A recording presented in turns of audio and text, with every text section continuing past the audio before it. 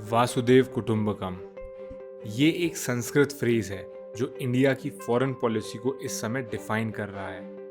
इस फ्रेज का मतलब है the world is one family. 6 फरवरी 2023 को टर्की के गाजियान्टेप और सीरिया के एलेपो सिटीज को एक बहुत कैटास्ट्रोफिक भूकंप ने डिस्ट्रॉय कर दिया। टर्की में इस समय 24 देश ह्यूमैनिटेरियन सपोर्ट दे रहे हैं, लेकिन सीरिया में रिलीफ इक्विपमेंट्स और एड पहुंचाना थोड़ा मुश्किल हो रहा है वेस्ट के सैंक्शंस की वजह से। और इन सैंक्शंस की फिक्र ना करते हुए भी इंडिया सीरिया को एड मटेरियल पहुंचा रहा है। इंडिया की एक्सटर्नल अफेयर्स मिनिस्ट्री का कहना है कि वो one earth, one family, one future के कॉन्सेप्ट को फॉलो करते हैं और इस वजह से सैंक्शंस से ऊपर उठकर वो ह्यूमैनिटेरियन असिस्टेंस भेज रही है। रशिया यूक्रेन वॉर में ऑपोजिट व्यू पॉइंट रखने के बाद भी इंडिया टर्की की बढ़ चढ़कर हेल्प कर रहा है और इससे दोनों देशों के रिलेशंस अच्छे होंगे, ऐसा कहना है टर्की के एम्बेसडर फिरात सुनेल का। वो कहते हैं कि ऑपरेशन दोस्त एक सिंबॉलिक और क्रिटिकल ऑपरेशन है जो इंटरनेशनल कोऑपरेशन का एग्जाम्पल है। इंडिया के रिलीफ ऑपरेशन साल 1970 से शुरू हुए हैं। इसी साल साउथ अमेरिकन नेशन पेरू ने एक बहुत बड़ा नेचुरल डिजास्टर फेस किया था।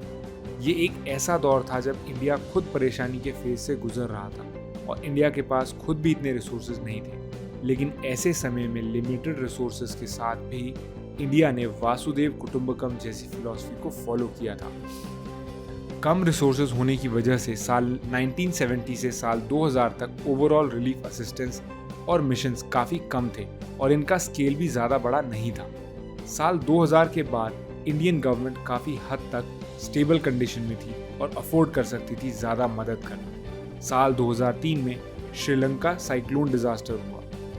इसमें हैवी रेन्स की वजह से 24,000 से ज़्यादा घर तबाह हो गए थे और 8 लाख से ज़्यादा लोग डिस्प्लेस हो गए थे। 2004 में मालदीव्स में आई सुनामी से मालदीव्स में काफ़ी नुकसान हुआ और इस समय सुनामी से इंडियन कोस्टल स्टेट्स भी अफेक्टेड थी। 16,000 इंडियंस की डेथ हुई थी और 6 लाख लोग डिस्प्लेस हुए थे। लेकिन उस समय की भारत सरकार ने तुरंत कुछ नेवल शिप्स मालदीव्स भी भेजे जिन पर मेडिकल फैसिलिटीज डेवलप की गई थी और 1.1 मिलियन US$ का रिलीफ पैकेज भी दिया। साल 2005 में पाकिस्तान में एक भयानक अर्थक्वेक आया। ये इतना बड़ा था कि 1 लाख से ज़्यादा लोगों की डेथ हुई और 3.5 लाख लोग डिस्प्लेस हो गए थे। इस अर्थक्वेक का इम्पैक्ट इंडिया के कश्मीर में भी हुआ था। अपने बायलैटरल इश्यूज को बीच से हटाकर इंडिया ने 1300 टन रिलीफ मटेरियल पाकिस्तान को भेजा। इसके साथ 25 मिलियन US$ का असिस्टेंस भी दिया। रिसेंटली भी जब साल 2015 में नेपाल अर्थक्वेक्स हुए तब भी ऑपरेशन मैत्री शुरू किया गया था। इसमें लगभग 1 महीने तक इंडियन गवर्नमेंट ने नेपाल के लोगों की हर संभव मदद की थी, चाहे वो फूड सप्लाईज हों या मेडिकल सप्लाईज या फिर मॉनेटरी सप्लाईज।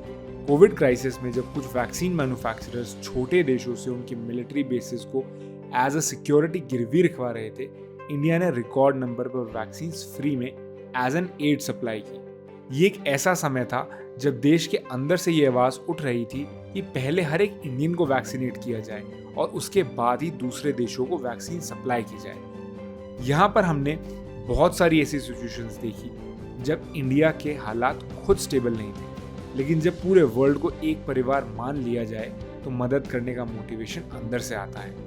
आपका इंडिया के ह्यूमैनिटेरियन असिस्टेंस प्रोग्राम्स और मिशंस के बारे में क्या सोचना है मुझे कमेंट में ज़रूर बताना।